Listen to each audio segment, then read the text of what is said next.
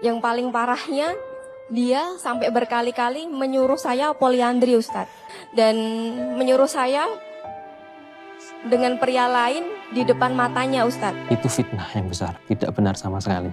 Terus kenapa menurut Mas, istrinya Mas itu ngomong seperti itu? Nah, ini saya sebagai pihak pertama memberikan kebebasan kepada istri saya dekat dengan laki-laki lain, tapi dengan syarat izin sama saya. Tujuan Mas buat surat itu untuk apa ya? Aneh banget ada suami yang kayak gitu, Mas. Ada dugaan dekat sama cowok lain, dan ada ChatGPT.